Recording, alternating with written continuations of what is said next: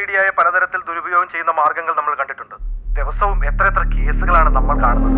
ഇതിലൊരു പുതുമ നിങ്ങൾക്കില്ല, ഞങ്ങൾക്കുമില്ല.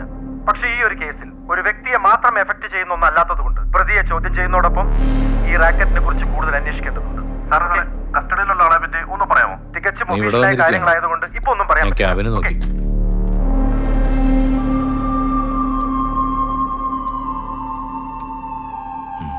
സമാധാനമായി. അങ്ങനെ ഈ പ്രശ്നം തീർന്നു. എന്ത് തീരാൻ? ജോഷായി, എനിക്ക് അവനെ കിട്ടണം. ആരെ?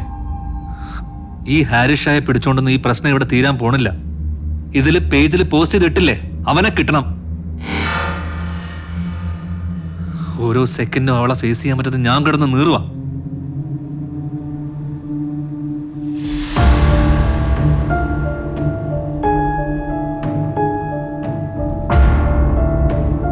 എന്റെ കുഞ്ഞിനും അവക്കും വേണ്ടി എനിക്കിത് ചെയ്യണം ജോച്ചായ. എടാ, നമ്മളിത് സക്രിയോട് പറഞ്ഞല്ലോ. അയാളിത് ഹാൻഡിൽ ചെയ്തോളാന്ന് പറഞ്ഞു. അതെന്താന്ന് അറിഞ്ഞിട്ട് പോരാ നമുക്ക്. ഈ സക്കറിയോട് പറഞ്ഞിട്ടൊന്നും ഒരു കാര്യമില്ല. പോലീസിന് ഇത് തെളിയിക്കാൻ പറ്റില്ല. ഈ ഹാരിഷ വെറും ഏജന്റ് മാത്രമാണ്. ഇത് പോസ്റ്റ് ചെയ്തിട്ടില്ലേ, അവനെ കണ്ടുപിടിക്കണം. അവനെ കിട്ടിയിട്ടേ കാര്യമുള്ളൂ. അവന്റെ നമ്പർ ഞാൻ പൊക്കി. പക്ഷെ അവൻ ആര്, എവിടെ, എങ്ങനെ ഒരു പിടിയില്ല. ആ നമ്പർ വേറെ ആരുടെയോ പേരില്ല. അതെ, നീ ഇനി എന്തായാലും അവളെ അക്ഷയയിൽ ജോലിക്ക് വിടാനും നിൽക്കണ്ട, പ്രത്യേകിച്ച് ഈ സമയത്ത്.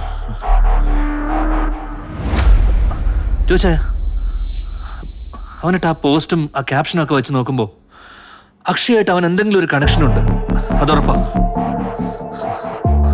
ഫോണിൽ തന്നെ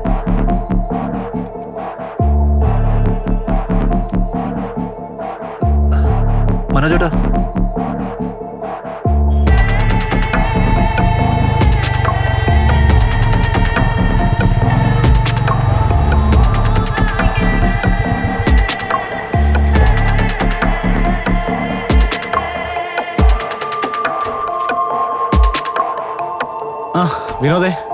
വിനോദ് വിളിച്ചോണ്ട് ഞാൻ വെയിറ്റ് ചെയ്യായിരുന്നു. അല്ല വിനോദേ, ആ ഫോട്ടോ ഇവിടുന്ന് തന്നെ ലീക്ക് ആയതാണെന്ന് വിനോദ് പറയാനെന്താ അത്ര ഉറപ്പ്? ചേട്ടാ, ഉറപ്പൊന്നുമില്ല. പക്ഷെ അവനിട്ടിരിക്കുന്ന പോസ്റ്റ് നോക്കുമ്പോൾ ഒരു തവണയെങ്കിലും അവനോട് വന്നിട്ടുള്ള കാര്യം ഉറപ്പാ.